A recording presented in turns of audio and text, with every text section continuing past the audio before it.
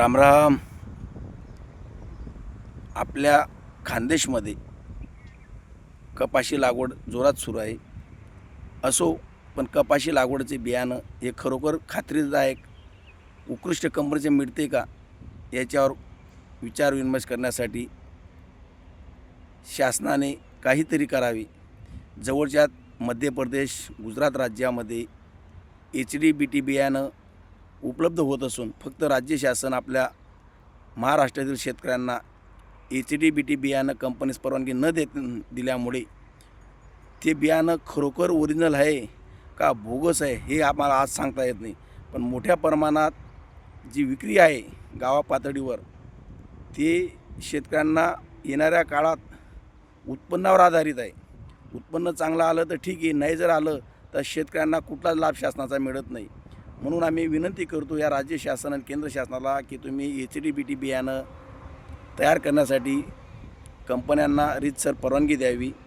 परवानगी देऊन जो काळा बाजार होत आहे खतांचा, बियाणाचा, तो थांबायला पाहिजे. नाहीतर शेतकरी असाच मेटाकुटीला मरण्यास अवस्थेत आलेला असूनही त्याला कोणी जीवनदान द्यायला तयार नाहीत. राज्य शासन आणि केंद्र शासनाचे चुकीचे धोरणांमुळे शेतकरी हवालदिल झालेला आहे. काहीतरी आणायचं गुजरात BT मधून चालू आहे, ते लावून त्यातलं उत्पन्न किती येणार आहे ते येत्या काळात समजेल.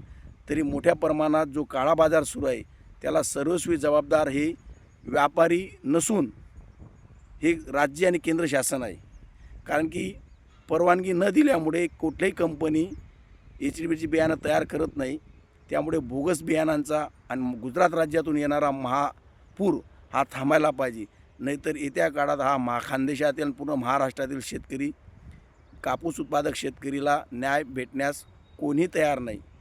असो, आपल्या राज्याचे कृषी मंत्री साहेब आणि मुख्यमंत्री साहेब, आपण शेतकऱ्यांचे दुःख बघावं, डोळे झाकून काम करू नका. कारण की खूप मोठ्या प्रमाणात बोगस बियाणं असल्यामुळे आणि खतं बोगस मिळाल्यामुळे शेतकरी अक्षरशः दिवाळीला मेटाकुटीला आलेला असतो. यासाठी आपण काहीतरी पावलं उचलून नामधारी कारवाई जी सुरू आहेत, अधिकारी मंडळी त्यांच्या पद्धतीने काम करीत आहात, पण त्याला चुकीच्या पद्धतीने जो महापूर आहे तो कुठेतरी थांबायला पाहिजे.